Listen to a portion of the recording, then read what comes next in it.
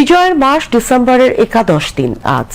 দীর্ঘ স্বাধিকার আন্দোলনের ধারাবাহিকতায় 1971 সালে 26শে মার্চ স্বাধীনতা অর্জনের লক্ষ্যে শুরু হয় মহান মুক্তিযুদ্ধ। 9 মাস সারা দেশে সর্বত্র চলে রক্তক্ষয়ী সংগ্রাম। লাখো শহীদের রক্তের বিনিময়ে অর্জিত হয় কাঙ্ক্ষিত স্বাধীনতা। এদিন যশোরে স্বাধীন বাংলাদেশের কোন মুক্তাঞ্চলে প্রথমবারের মতো জনসভার আয়োজন করা হয়। দিনার সুলতানার প্রতিবেদন।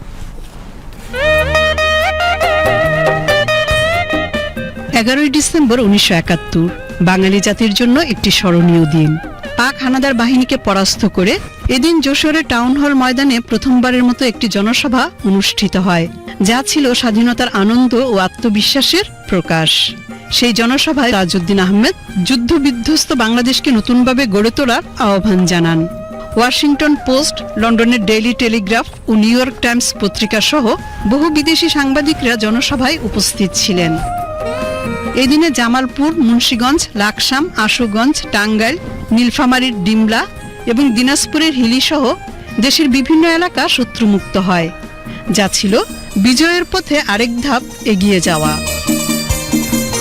71-এর এই দিনে আন্তর্জাতিক সাহায্য চেয়ে কোনো সাড়া না পেয়ে ইয়াহিয়া খান যখন টালমাটাল অবস্থায়, তখন মুক্তিবাহিনীর অগ্রযাত্রায় ঢাকায় জেনারেল নিয়াজি ও রাও ফরমান আলীও দিশেহারা।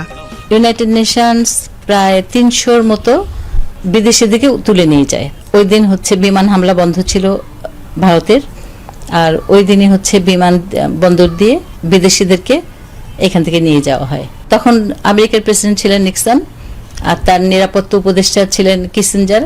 তারা দুজন আলোচনা করছিলেন যে কিভাবে যুদ্ধ বন্ধ করে এই এলাকায় শান্তি স্থাপন করা যায়। জেনারেল নিয়াজি উনি এয়ারপোর্ট পরিদর্শন করেন, এখানে আমাদের অ্যান্টি এয়ারক্রাফট গানগুলা ঠিকমতো কাজ করছে কিনা এটা দেখার জন্য।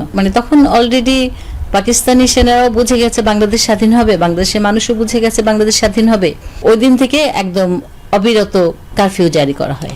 71-এর 11 ডিসেম্বর ছিল মুক্তিযুদ্ধের চূড়ান্ত বিজয়ের ঠিক আগের একটি সন্ধিক্ষণ, যেখানে মুক্তাঞ্চলে জনগণের উচ্ছ্বাস এবং হানাদার বাহিনীর উপর চাপ বৃদ্ধি পাচ্ছিল। দিনার সুলতানা, বিটিভি নিউজ।